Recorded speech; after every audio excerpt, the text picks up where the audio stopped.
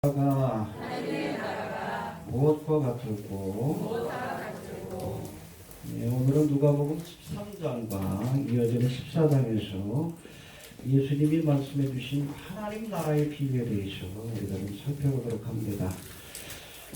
우리가 지난 성부 영신 예배 때도 설명을 드린 것처럼 여러분 하나님의 나라 킹덤 오브 갓은 공간의 개념이 아니에요. 스페이스의 개념이 아니라 이거는 통치의 개념으로 이해해야 합니다. 해봅시다. 통치의 개념이다. 똑같은 이 세상이라 할지라도 적그리스도가 와서 통치하면 헬토로스 지옥과 같은 세상이 펼쳐지는 거예요. 이게 7년 대관란입니다. 많은 믿음의 사람들이 그 순교의 길을 가게 될 거예요. 그 전에 휴고됩시다. 그런가 하면 이제 7년 대관란의 끝에 주님께서 믿는 자들과 함께 우리 휴고된 성도들과 함께 이제 감난턴으로 재림하셔서 이 땅에 주님이 통치하는 세상, 킹덤 오브 가스 그렇게 만드시는데 그것이 바로 천년왕국입니다. 할렐루야. 똑같은 지구입니다. 이 세상이에요. 그런데 여러분 적그리스도가 다스리면 지옥과 같은 세상. 그러나 주님이 통치하실 때에 비로소 킹덤 오브 갓, 하나님의 나라, 천국이 이루어질 줄로 이렇게 믿으시길 바랍니다. 성경에서 등장하는 이 하나님의 나라라는 단어가 네이션이 아니에요. 네이션 오브 갓이 아니라 킹덤 오브 갓인데 이 킹덤은 킹하고 뗄 수 없는 관계입니다. 여러분 왕이 다스리는 나라가 킹덤이에요. 지금도 여러분 왕이 다스리는 나라가 있죠? 대표적인 것이 영국인데 유나이티드 킹덤이라고 합니다. 그렇죠? 뭐 호주나 뭐 네덜란드 아니죠. 태국. 예. 뭐 그런 아니죠. 호주 뭐 이런 데도 아직 그 영국 여왕을 왕으로 여기고 있어요. 예. 뭐 일본도 뭐 천황이 다스리는 나라이기 때문에 왕국이라고 하는데 우리나라 왕국이라고 하지 않습니다. 대통령을 선출하지만 주권이 누구에게 있다? 국민들에게 있다라고 여기기 때문에 이 북한은 킹덤이죠. 김씨 왕조입니다 이미. 예. 빨리 물어줘야 되는데 그렇죠? 어찌됐든. 아무튼 킹하고 킹덤은 같은 개념으로 이해해야 돼요. 그래서 하나님의 나라는 킹덤 네이션이 아니라 네이션 오브 갓이 아니라 킹덤 오브 갓으로. 그래서 주님이 다스리는 나라가 하나님의 나라입니다. 주님이 왕이 되시는 나라가 하나님의 나라예요. 그래서 어떤 의미에서든 사람이 왕이 되는 것은 결코 하나님의 나라라고 할 수 없습니다. 아무리 여러분 이제 뭐 얼마 있으면 총선도 있고 몇 년 뒤에는 대선도 있는데 아무리 예수를 잘 믿는 사람이 다스린다 할지라도 그것은 킹덤 오브 갓이 아니에요. 황교안 장로가 황교안 전도사가 대통령이 된다 할지라도 그것이 하나님의 나라가 될 수 없는 거예요. 사람이 통치하는 나라이기 때문에 하나님의 나라는 주님이 오셔야 비로소 이루어질 수 있는 거예요. 이거 주기도문에서 우리가 날마다 기도하잖아요. 나라의 하나님의 나라가 이 땅에 임하기를 바라는 그 기도, 빨리 주님 오셨으면 좋겠다. 그 여러분 기도하고 같은 의미예요. 이해가 됩니까? 어찌됐든 우리의 심령 가운데서도 주님이 오실 때에 우리의 심령이 천국이 되는 거예요. 이 천국의 은혜를 경험할 수 있게 되길 바랍니다. 경험해야 돼. 뭐 뒤에도 나오지만. 그래야 세상에 대한 미련 욕심을 끊어버릴 수 있는 거예요. 우리의 가정도 여러분 서로 주도권 싸움 할 필요가 없어요. 남편과 아내가. 예수님이 주인이 되시는데. 삼겹줄은 끊어지지 않는 거예요. 그러니까 서로 그냥 뭐 남편이 아니면 아내가 주도권을 잡겠다고 하니까 쌍박질 하는 거지. 예수님께 주도권을 내드리십시오. 그래서 여러분 남자와 여자와 그 안에 예수님이 삼겹줄이 돼야 이게 그 가정이 튼튼해지는 거예요. 그럴 때 가정 천국이 이루어지는 것이고 교회도 목사가 주인이 되면 여러분 그것은 컬트예요. 삶의 집단입니다. 예수님이 주인이 되셔야 돼. 그래야 비로소 그것이 천국의 무역이 될 수 있는 거예요. 아무튼 주님이 다스려야 합니다. 그러니까 마라나타 빨리 오셔서 이 땅에 주님이 왕으로서 통치하길 바랍니다. 그런 믿음을 담아서 우리가 기도하는 거예요. 해봅시다. 마라나타. 의미를 알고 얘기를 해야지. 마라나타 하면서 세상 정치에 관심을 갖는다? 가짜요. 그럼 관심 없어요. 어차피 나그네와 행인인데. 제 시민권은 하늘나라에 있습니다. 아멘. 관심 없어요. 그냥 전쟁만 안 나오면 돼. 황교안 대통령 돼도 저는 전혀 상관없습니다. 누가 되든 상관없어. 전쟁만 안 나오면 돼. 주님 오실 때까지. 어차피 세상 나라는 불안전하기 때문에 그래요. 거기에 절대적인 가치를 두지 말라는 이야기입니다. 그냥 지나가는 거예요. 지나가는 거. 그래서 우리가 나라와 민족을 위해서 또 지도자를 위해서 기도하는 것. 왜 기도하라고 그랬어요? 우리가 있는 동안 좀 편하려고. 딴 거 아닙니다. 편안한 가운데 이 신앙생활하고 또 복음도 전하고 그러려면 나라가 편해야 되니까 우리가 문재인 씨를 위해서도 기도하는 거고 박근혜가 대통령일 때는 또 박근혜 씨를 위해서도 기도하는 거 그런 거예요. 이해가 됩니까? 아무튼 하나님의 나라가 임하기를 우리가 바라는 그런 믿음과 소망을 잃지 않길 바랍니다. 그래서 우리가 복음서의 주제라고 얘기하면 특별히 마태복음은 킹덤 오브 갓입니다. 근데 마태복음에서는 하나님의 나라라고 안 하죠. 뭐라고 합니까? 심령이 가난한 자는 복이 있나니 저는 킹덤 오브 헤븐이라고 해요. 그건 특별히 마태복음이 누구를 위해서 유대인들을 위해서 쓰였는데 유대인들은 하나님의 이름을 부르는 것을 두려워합니다. 여호와 이름을 하나님의 개명 때문에 그래요. 그러니까 하나님을 대체할 수 있는 헤븐이라는 단어로 바꾼 거예요. 그래서 킹덤 오브 헤븐, 천국이라고 이렇게 해석하는 겁니다. 같은 개념이에요. 그러나 본질적으로는 킹덤 오브 갓이라고 보시면 됩니다. 이해가 됩니까? 여튼 오늘 본문에서는 이런 하나님의 나라를 우리가 이해할 수 있는 세 가지 비유의 말씀이 이렇게 소개되고 있는데 오늘은 이 비유의 말씀들을 통해서 하나님의 나라, 천국은 어떤 것이고 또 이 나라에 참여하기 위해서 우리에게 요구되는 믿음이 어떤 것인지 되돌아볼 수 있는 시간이 될 수 있길 바랍니다. 하나님의 나라가 얻을 수 있게 되길 바랍니다. 네. 하나님 나라에 참여할 수 있어야 합니다. 먼저 겨자씨와 누룩의 비유가 18절부터 21절까지 나오는데 이 겨자씨와 누룩은 둘 다 눈에 띄지 않을 만큼 작은 겁니다. 해봅시다. 작은 것이다. 시간이 지나면 엄청난 크기로 자라고 또 확산되는 특징이 있어요. 해봅시다. 크게 자라고 확산되는 특징이 있다. 우리가 영적인 하나님의 나라라고 할 수 있는, 물론 뭐 여러분 천년왕국 때는 지상에 눈으로 볼 수 있는 하나님의 나라 임합니다. 이 교회는 영적인 의미에서의 하나님의 나라입니다. 이해가 되십니까? 예. 이 교회도 오순절 마가의 다락방에 모인 적은 무리로부터 시작이 되었어요. 몇 명 모였어? 120분 노라고 하죠. 그들이 주의 약속을 붙들고 기도하다가 성령 충만받음으로 교회가 시작이 되는 거예요. 뭐 더 작게는 12제자라고 했죠. 알겠습니까? 그렇게 성령 충만받고 은혜 받은 자들이 예루살렘과 온 유대와 사마리아 땅끝까지 복음을 전함으로 오늘은 세계 곳곳에 여러분 교회가 있는 거예요. 우리까지도 예수를 믿게 된 겁니다. 알겠습니까? 예. 작지만 작기 시작하지만 여러분 크게 확산되는 특징, 그것이 바로 겨자씨와 누룩의 특징이라는 것을 우리가 알아야 합니다. 이제는 이 겨자씨와 누룩의 비유를 조금 더 구체적으로 살펴보면서 하나님의 나라에 대해서 생각해 보도록 합니다. 먼저 18절 19절 한번 봅시다. 시작.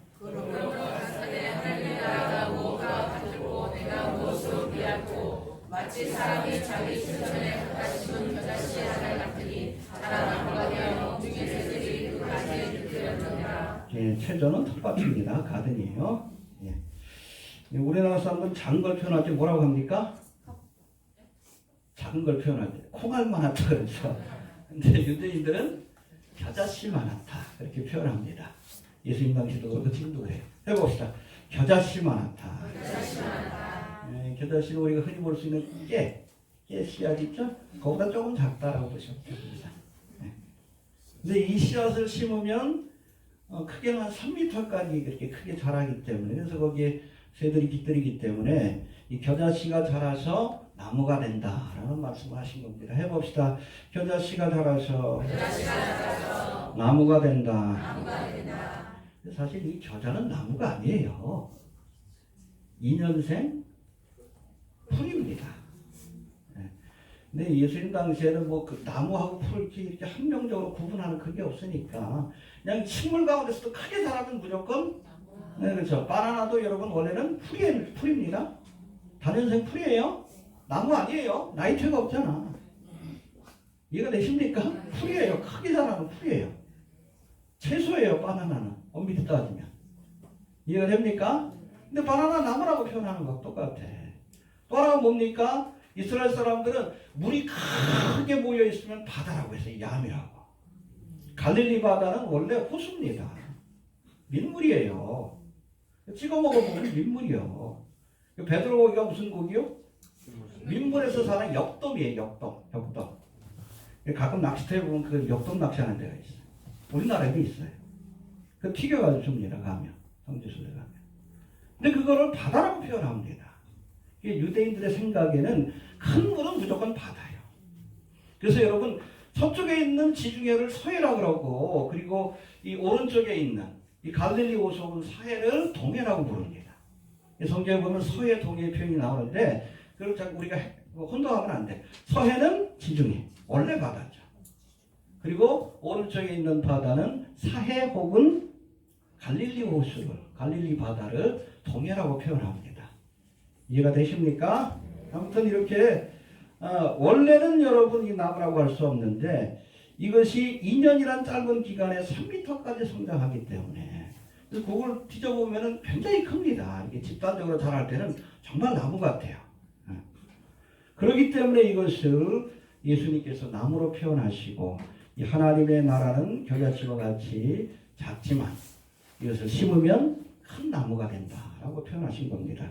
할렐루야. 여러분 들깨보다 더 작은 씨앗이지만 이것이 큰 나무로 성장할 수 있는 한 가지 이유는 뭐예요? 생명이 있기 때문에 그래요. 작은 씨앗이지만 생명이 있기 때문에 그것을 심으면 자라서 큰 나무가 되는 겁니다. 출애굽기도 마찬가지예요. 비록 적은 무리가 모였지만 그 안에 예수 그리스도의 능력과 권세를 믿는 살아있는 믿음이 있었어요. 그 믿음이 있었기에 예루살렘과 온 유대와 사마리아 땅까지 이르러 여러분 교회가 지금 이렇게 전파가 된 겁니다. 살아있는 것들은 성장하는 특징을 갖고 있어요. 해봅시다. 살아있는 것들은 자라게 되어 있다. 자라서 열매를 맺게 되어 있습니다. 우리의 믿음도 여러분 살아있으면 어느 정도 시간이 지나면 우리의 믿음이 성장해서 열매를 맺게 되어 있어요. 근데 뭐 예수를 믿은 지 10년, 20년이 됐는데도 신앙의 열매가 없다. 그럼 내가 혹시 죽은 믿음이 아닌지 자신의 믿음을 돌아봐야 돼. 사대교회한테 그랬잖아. 내가 살았으나 세상은 죽었다. 중세교회를 상징하는 거예요. 혹시 그런 믿음이 아닌지. 살아있으면 자라서 열매를 맺게 돼. 알겠습니까? 여러분 이런 관점에서 생각해보면 오늘 한국교회가 성장을 멈출 것도 믿음의 생명력을 잃어버렸기 때문이에요. 최근 뭐 어디서 보니까 그 통계 자료가 나왔는데 한 10여 년 동안 교단마다 다 인원이 줄었대요. 성결교단도 한 20% 줄었대요. 심각한 상황입니다. 등치는 큰데 생명력이 없어. 그래서 세계에서 제일 큰 교회가 어디요? 여의도 순복 세계에서 제일 큰 장로교회 영락교회 명성교회. 명성이 높죠? 살았다 하나? 세계에서 제일 큰 감리교회 김홍도 목사 금난교회. 거기도 아들한테 불려줬죠. 살았다 하나? 실상은 아무래도 지금은 뭐해? 죽은 믿음이에요. 여러분 마치 그냥 좀비처럼 살아있는 것도 아니고 죽은 것도 아니고 세상 사람들에게 부담을 주는 존재가 됐잖아. 교회가 청와대 앞에서 매일같이 쓸데없는 대모나 했었고 거기 주변 사람들 어디 예수 믿겠어요? 이 좀비 같아. 한국에 등치는 같아. 여러분 작은 겨자씨라 할지라도 살아있는 믿음을 갖고 있어야 돼요. 여기 모인 우리가 얼마나 되는가 중요하지 않아요. 우리 안에 살아있는 믿음이 있으면 세상을 변화시키는 거예요. 그게 초대교회가 그랬잖아요. 예수 이름의 권세와 능력을 믿고 예수의 생명력을 갖고 살아있는 믿음을 가져야 세상을 변화시키지. 답답하죠? 살아있는 믿음을 가져야 합니다. 겨자씨처럼 작지만 우리 주는교회는 뭐 겨자씨 같은 교회예요. 얼마 안 되잖아요. 정말의 복을 사람들이 싫어합니다. 복 받으라는 소리만 좋아하지. 만세의 징조 중에 하나예요. 하나님의 관심은 여러분 무리들에게 있는 게 아니에요. 수많은 사람들이 쫓아다녀도 관심 없었어. 적은 무리지만 제자들 12제자 그들에게 관심이 있었어요. 이게 다 헛되다는 거 알기 때문에. 큰 교회 사람들 많이 모여도 소용없어. 믿음이 죽어 있으면 좀비 교회인데. 살았다 하나. 실상은 죽은 자다. 여러분 살아있는 믿음을 소유할 수 있게 되길 바랍니다. 예. 그 다음에 누룩에 관한 비유 20절 21절 봅시다. 시작.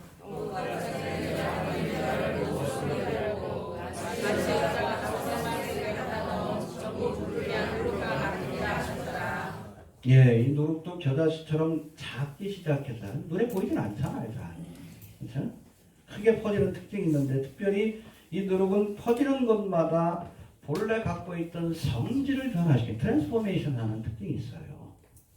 그냥 자라는 것이 아니라 성질을 변화시킵니다. 해봅시다. 성질을 변화시킨다. 가루섬 안에 누룩을 넣고 시간이 지나면 가루 반죽 전체가 다 발효가 되죠. 시간이 지나면 그게 다 누룩이 되어버리는 거예요. 이해가 됩니까? 예수님이 하나님의 나라를 누룩과 같다라고 표현하신 것은 바로 이 누룩이 가진 변화시키는 능력 때문입니다. 교회에는 이런 능력이 있어야 된다.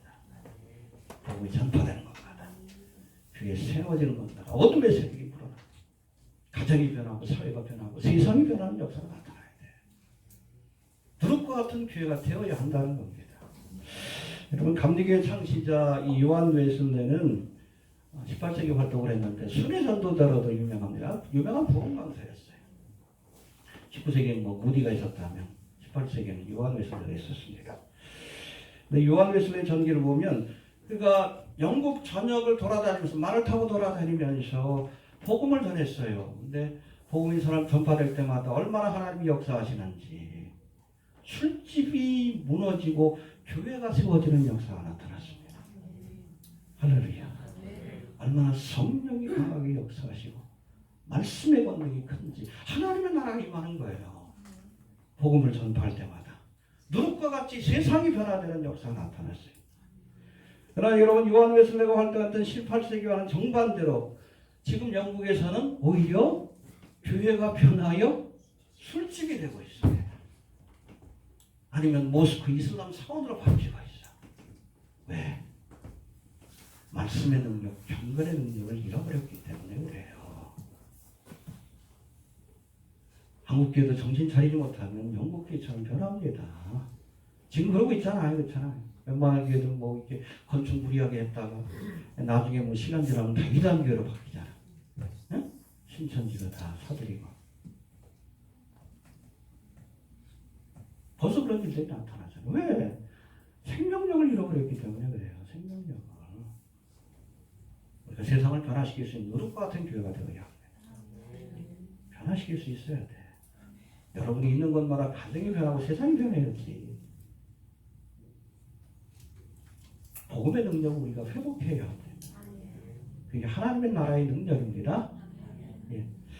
두 번째 이제 겨자씨와 그리고 누룩의 비유에 이어서 두 번째 비유가 22절부터 30절까지 나오는데 좁은 문의 비유에 대해서 말씀합니다. 해봅시다. 좁은 문으로 들어가라. 예, 이 말씀은 주여 구원을 얻을 자가 적으니까 라는 무리의 질문에 대해서 주신 대답의 형식으로 주신 말씀인데 구체적으로 살펴봅니다. 23절 24절 봅시다. 시작.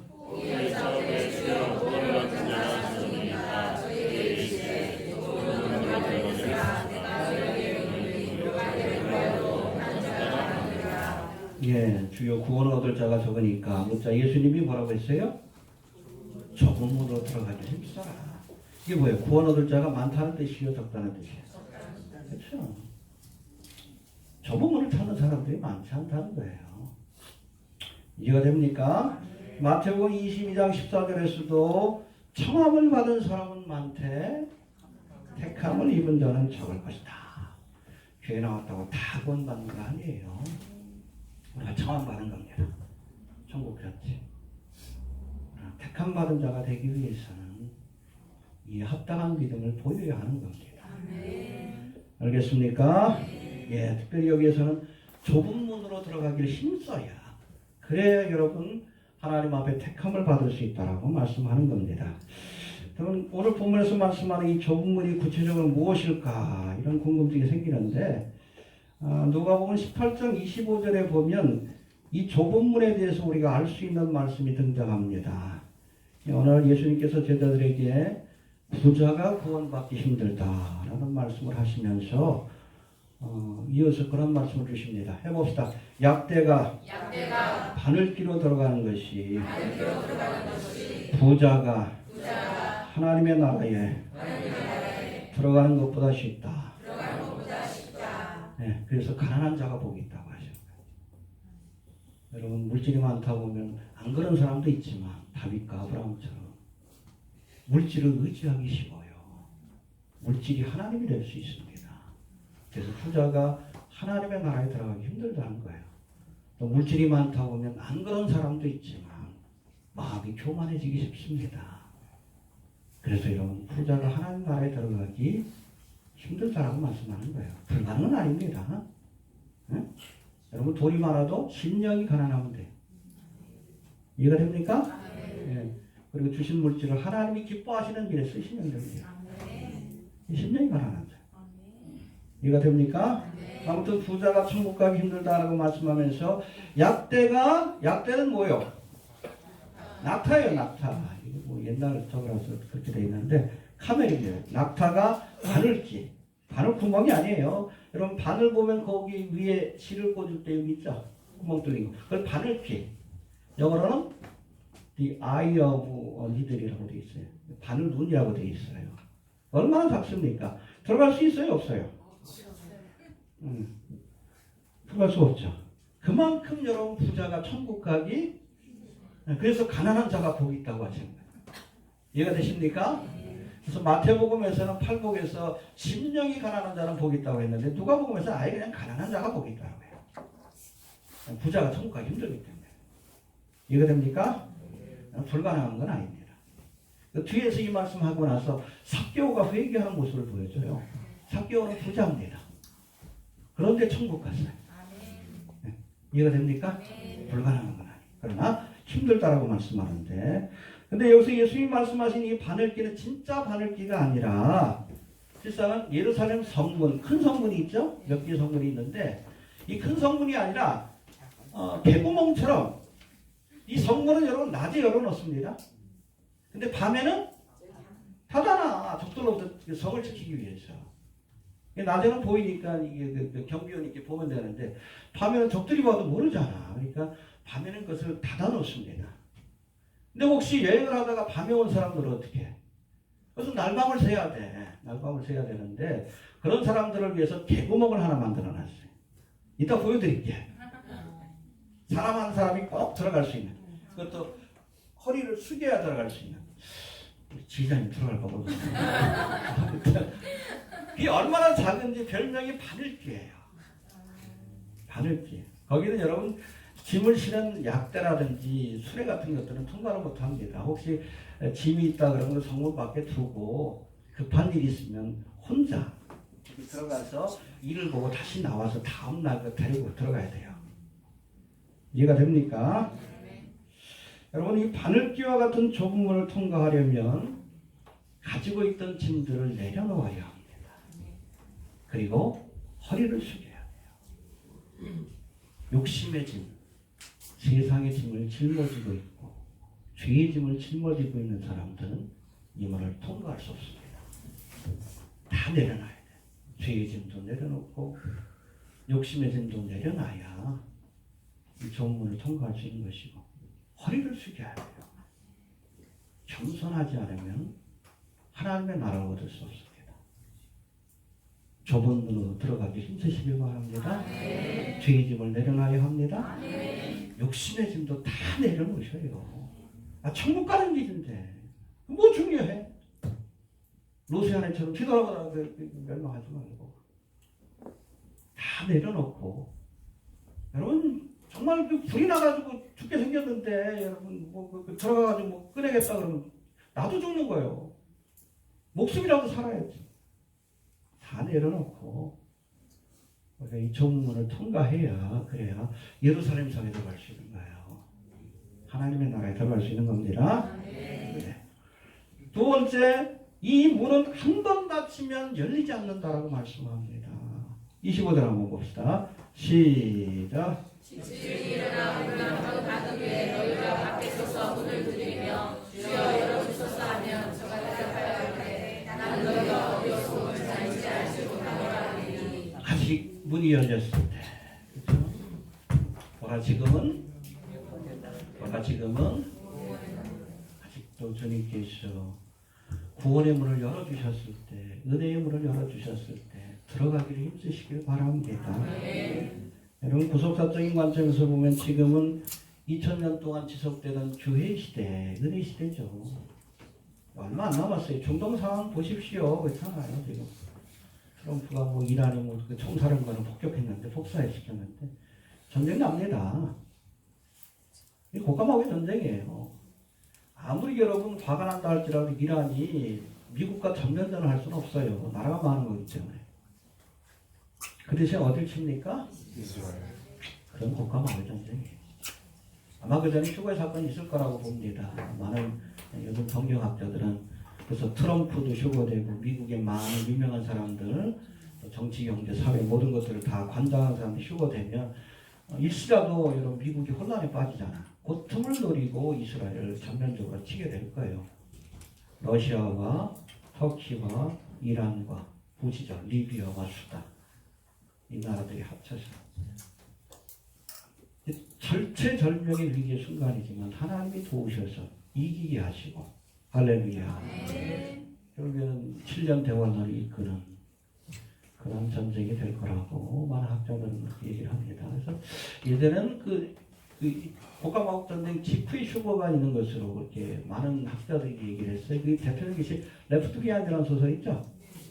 거기 보면은 전쟁에 관한 얘기가 맨 먼저 나와요. 그게 고가마국 전쟁이에요. 그래서 그 이후에, 직후에 휴거가 되는 걸로 기록하는데, 최근에는 많은 학자들이 직전일 것 같다. 그래야 여러분 미국이 개입을 못하는 거예요. 이해됩니까? 미국이 개입하면 3차 대전이에요. 3차 대전. 당연히 3차 대전이에요. 근데 여러분 요한계시록 보면 미국의 역할이 없어요. 왜냐하면 여러분 휴거 사건으로 전 세계에서 가장 많이 휴거되는 사람들이 미국 사람들일 거예요. 가장 많이 휴거되는 사람. 이 휴거의 사건은 미국은 삼류 국가로 떨어집니다. 그러니까 특별한 역할이 없는 거예요. 또 러시아는 고가마국의 전쟁으로 괴멸돼요. 이슬람도 그렇고. 유일하게 남은 게 뭐예요? 유럽하고, 유럽은 여러분 6월도 또 그리스도 나라를 세우는데 앞장서게 될 것이고, 그 다음에 동방에 있는 나라다. 아마겟돈 전쟁이 하나 끌고 오시죠. 이 참신날 쓰려고 키워놓는 돼지요. 거기에 대한민국 군대도 포함될 겁니다. 마지막 때에 우리 대한민국이 큰 일을 한다. 무슨 큰 일이요? 성경에 나온 것은 아마겟돈 전쟁밖에 없어요. 참지 마셔요. 애국주의와 신앙은 별개의 것이에요. 성경은 여러분 대한민국이나 미국을 중심으로 쓰여진 게 아니에요. 이스라엘이 중심이지. 이스라엘을 봐야 된다는 거예요. 하나님의 타임피스. 종말의 시간이 어디까지 왔는지 보려면 이스라엘을 보면 돼. 중동에서 전쟁이 일어나면 여러분 곧바로 적그리스도가 등장하고 7년 여러분 협약을 맺음으로 7년 대환란이 시작이 되는 거예요. 그 전에 휴거되려 합니다. 아무튼 지금은 은혜의 문이 열려 있지만, 구원의 문이 열려 있지만 곧 닫히게 될 거예요. 은혜의 문이 닫히면, 휴거 사건이 끝나면 이 땅에 여러분 7년 대환란이 펼쳐집니다. 물론 여러분 환란 가운데서도 구원받는 사람들이 있지만 그 사람들은 에클레시아, 교회라고 표현하지 않습니다. 그리스도의 신부가 될 자격이 없기 때문에 그래요. 그들은 환난 성도라고 표현합니다. 대부분 다 순교에 가기 때문에 그렇습니다. 그렇게라도 예수 믿고 천국 가야지. 그렇게라도. 아무튼 한 번 문이 닫히면 열리지 않을 것이다 라고 말씀합니다. 여러분 세월을 아끼라 기회를 놓치지 말라는 뜻이에요. 문이 닫히기 전에 우리가 좁은 문에 들어가기에 힘써야 합니다. 예, 그 다음에 우리가 예수님에 대해서 아는 것만으로는 구원을 받지 못합니다. 여러분 믿음을 갖기 위해서는 지식이 필요해요. 그러나 지식적인 믿음만 가지고는 구원을 받지 못합니다. 26절 27절 봅시다. 시작.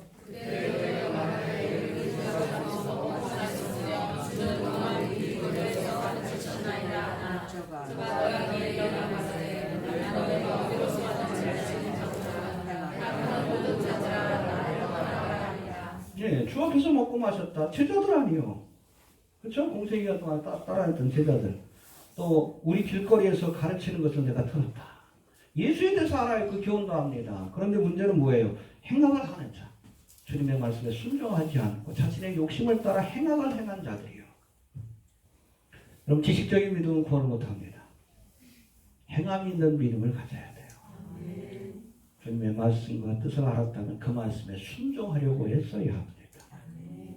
행함이 있는 믿음, 살아있는 믿음을 가진 사람만 구원의 자리에 설 수 있다는 것을 우리가 기억할 수 있게 되길 바랍니다. 지금이 마지막 때인 것을 알면 그렇게 살아야지. 입소서는 마지막 때라고 하면서 왜 교회 건축을 왜 해? 입소서는 마라나타 하면서 왜 정치에 관심을 가져 목사가? 예? 가짜 아니요. 행함이 없잖아. 그 가짜 아니요. 입사하기는 그럴듯한데 열매가 없잖아. 여러분 나무는 열매를 통해서 우리가 분별해야 돼요. 여러분 잎사귀에 속지 마십시오. 명성에 속지 마십시오. 그 사람이 맺고 있는 그 교회가 맺고 있는 열매를 봐야 돼. 왜 하나님의 나라를 가르치면서 왜 목사가 국회의원 되려고 정신 못 차리잖아 그게. 속이지나 말지. 마지막 때를 전하면서 교회 건축을 왜 해? 그 돈 가지고 선교나 해야지. 정신 못 차리는 거야. 가짜지 가짜. 나 가짜요. 그런데도 몰라? 그 열매 보면 알잖아요. 그 가짜인 거야. 나는 가짜요 그러잖아. 열매가. 분별해야지. 그 정도 분별을 해야죠. 어려운 것도 아니잖아. 잎사귀만 보지 마셔요. 사람이 하는 말만 듣지 마시고 말 잘하는 목사들 얼마나 많어. 열매를 보세요. 열매를. 이해가 되십니까? 네. 행함이 없으면 여러분 구원 받지 못해요. 그 다음에 네 번째, 아브라함의 후손이라는 사실이 구원하지 못한다라고 말씀합니다. 혈통적으로 이스라엘 백성이 되었다는 것, 그 얼마나 큰 은혜입니까? 그러나 이스라엘 백성이라고 다 구원받는 게 아니에요. 아브라함의 후손이라 해도 아브라함과 같은 믿음을 갖지 않으면 구원받지 못한다는 이야기입니다. 봅시다. 28절부터 30절까지 시작.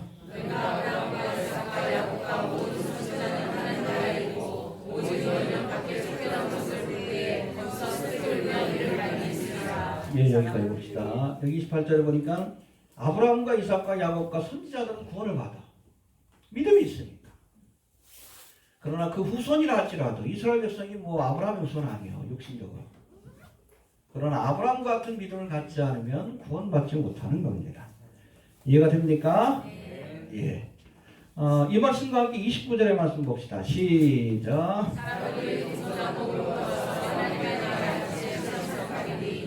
할렐루야. 아브라함과 이삭과 야곱의 후손을 자처하는 많은 유대인들은 구원을 얻지 못할 것이나 예수님 당시 유대인들이 있잖아요. 장차 혈통적으로 아브라함, 이삭, 야곱과는 상관없는 수많은 이방인들, 그렇죠? 동서남북에서 오는 자들, 이방인들 아니에요.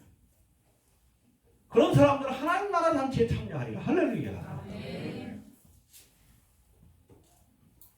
여러분 요한복음 1장 12절과 13절에 보면 영접하는 자 곧 그 이름을 믿는 자에게는 하나님의 자녀가 되는 권세를 주셨으니 이는 혈통으로나 해봅시다. 혈통으로나 육정으로나 사람의 뜻으로 나지 않고 하나님께로부터 난 자다. 그렇죠. 혈통, blood. 이스라엘 백성이라는 아브라함의 후손 육적으로 그게 구원을 보장하지 못한다는 거예요. 물론 이스라엘 백성들은 특별한 은혜를 받은 자, 은혜 받았다고 다 구원받는 거예요. 가룟 유다가 얼마나 큰 은혜를 받았어요. 구원 못 받았다. 은혜를 믿음의 기회로 선용하지 않으면 헛된 겁니다. 혈통으로 구원받는 것이 아니에요. 혈통으로 아브라함의 후손된 자가 아니라 믿음으로 아브라함의 후손된 자가, 아브라함의 믿음을 가진 자가 구원을 받는 겁니다. 이해가 됩니까? 예. 그리고 이 말씀과 함께 마지막으로 주신 교훈이 우리 30절 봅시다. 시작.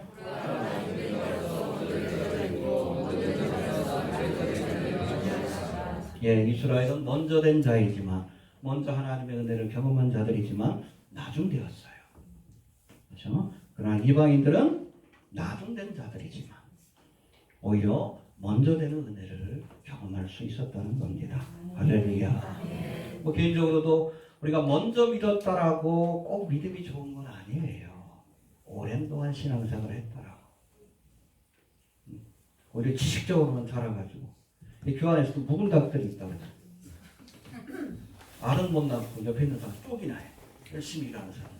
김집사는 없다고 닭집사는 없다고. 알도 못 낳으면서 노개라서. 그러면 안 돼요. 신앙이 여전히 열매를 연결되지 않는 추합니다. 신앙이 여전히 깊을수록 더 큰 열매, 더 많은 열매를 드릴 수 있어요.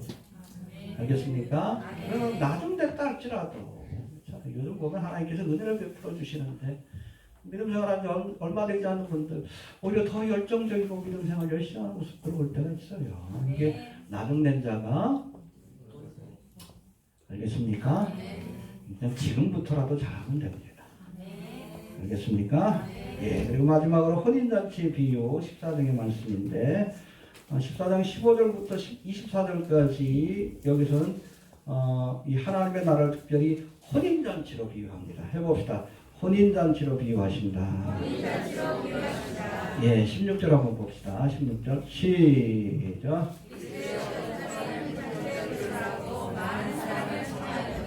예, 여기 보면 어떤 사람이 큰 잔치를 베풀었다라고 설명하고 있는데 똑같은 내용을 다룬 마태복음 22장 1절부터 14절까지는 이 잔치가 구체적으로 왕이 베푼 혼인잔치라고, 어린 양의 혼인잔치, 혼인잔치라고 이렇게 설명합니다. 해봅시다.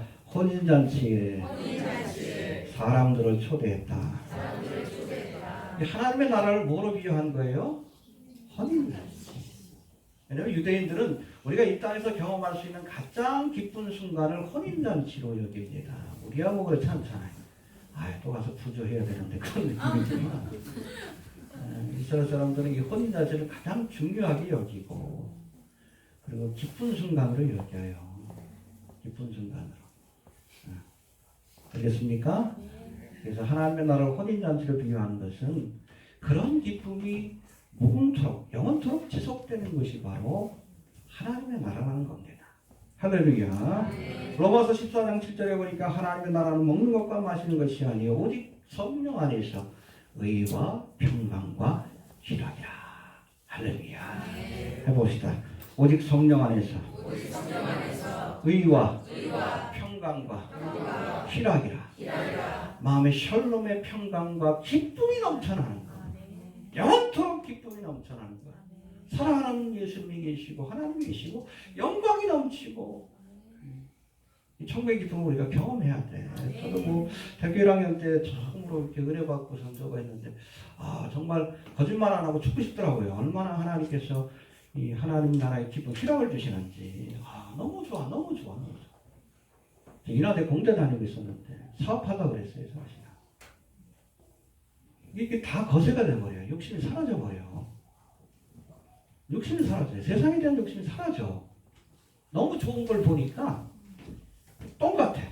흉터만도 못하거든. 욕심이 없어요. 지금도 욕심이 없어요. 그래서 저는 목사가 돼서 뭐 정치하겠다, 예? 비자금 만들고 돈병의 권세에 욕심내는 사람 이해가 안 돼, 솔직히. 그래서 여러분 신학교 들어오기 전에 정리해야지. 하나님 나라의 은혜를 경험하지 못해서 그래요.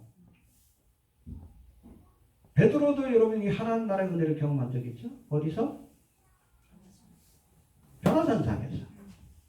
마태복음 16장인가 보면 너희 가운데 하나님의 나라가 임하는 것을 볼 자들도 있느니라. 그러고 나서 17장으로 넘어가는데 변화산상의 사건이에요. 엿새 뒤에. 구체적으로 예수님께서 누구를 데리고? 베드로와 야고보와 요한을 데리고 변화산상에 올라갔어. 변화된 모습, 그리고 모세하고 엘리야도 나타났어. 하나님의 나라 임하는 그 영광과 기쁨을 자다가 깨서 베드로가 본 거예요. 가가지고 또 왜 자? 대체말 동사 자더니 자지 마세요. 중요한 순간에 자면 안 됩니다. 자다가 깨어나시길 바랍니다.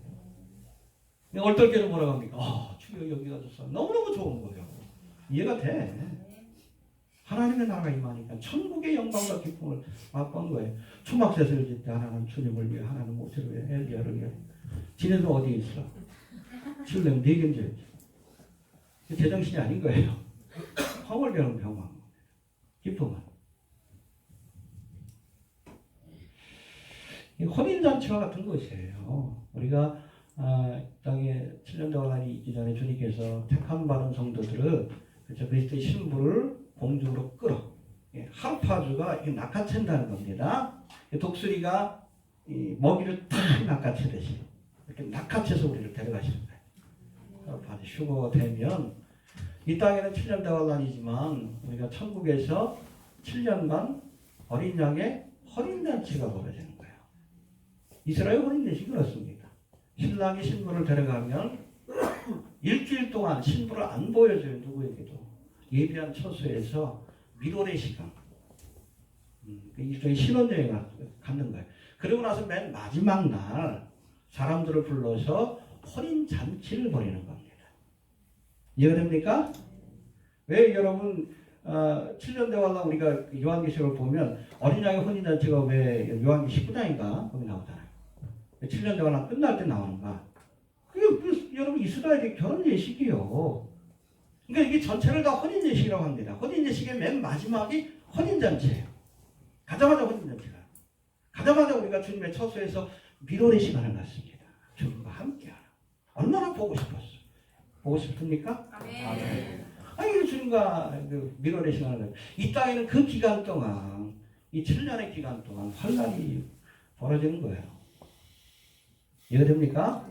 어린 양의 혼인잔치를 끝내고 나서 이제 예수 그리스도의 신부로서 이 땅에 와서 주님과 함께 세상을 통치하는 거예요. 로마서에 보면 예수님을 두 번째 아담으로 묘사합니다. 여러분 첫 번째 아담은 누가 통치했어요? 첫 번째 우리가 하나님의 나라의 옆에 에덴 동산은 누가 통치했습니까? 아담과 하와.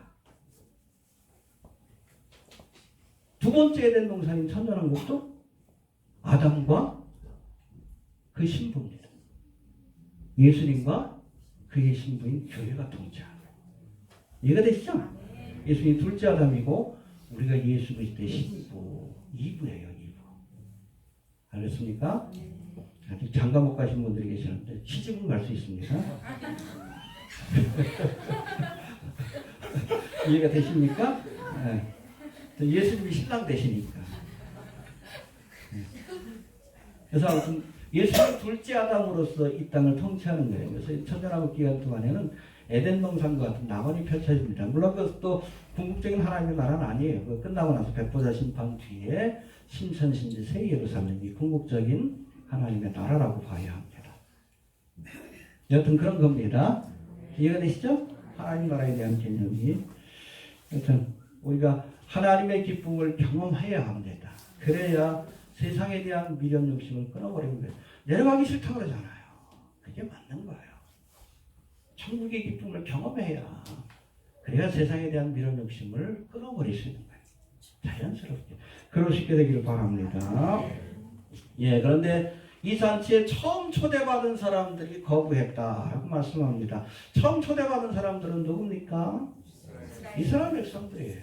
선지자를 통해서 마지막 때는 예수님을 통해서 이 하나님 나라 천국 잔치에 초대하는 때도 거절했어. 뭐라고 거절합니까? 18절부터 20절까지 시작.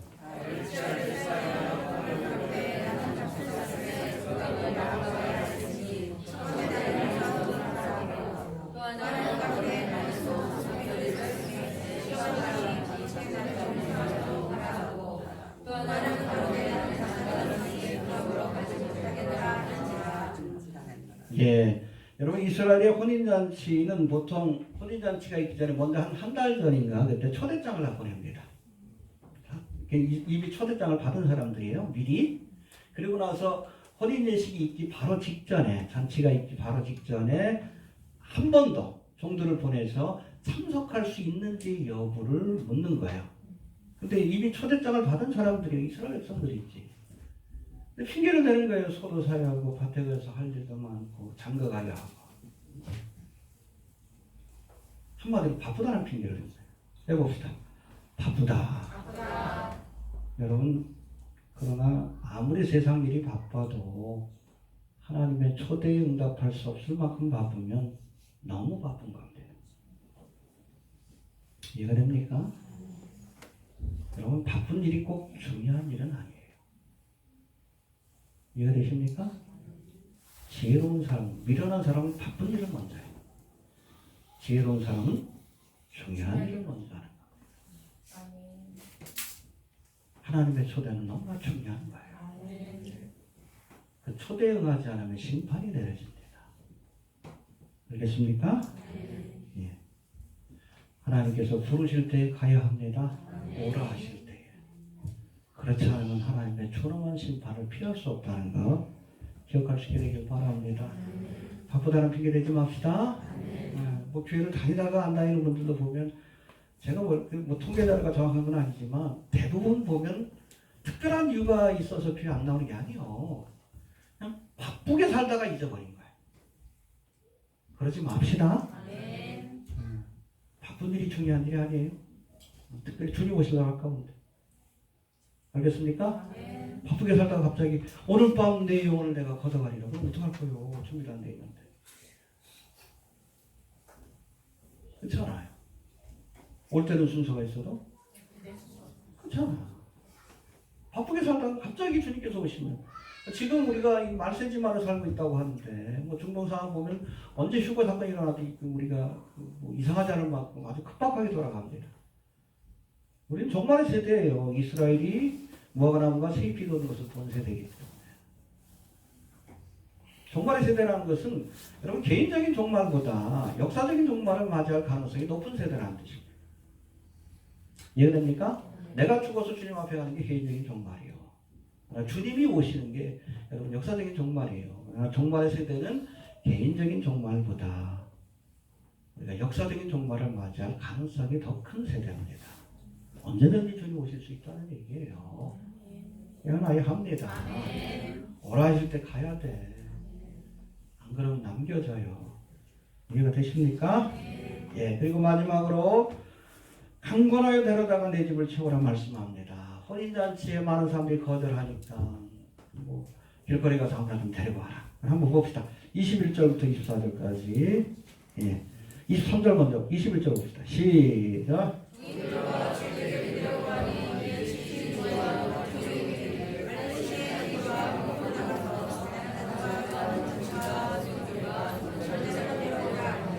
예, 이 사람들은 자격 없는 사람들이야. 그러니까 원래 자격 있던 사람들이 거절하니까 이 사람들이 하고 데리고 와라. 이방인들이에요. 유대인들이 하나님의 은혜를 거절하니까 이게 어디로? 이방인, 교회가 중심이 돼 이방인으로 넘어간 겁니다. 이게 그 청감나무가 열매를 맺지 않으니까 하나님의 은총을 거부하니까 끊어내시고 돌감나무 가지를 덮으신 거예요. 은혜가 그쪽으로 넘어간 겁니다. 알겠습니까? 근데 그래도 채워지지 않으니까 22절 23절 봅시다. 시작.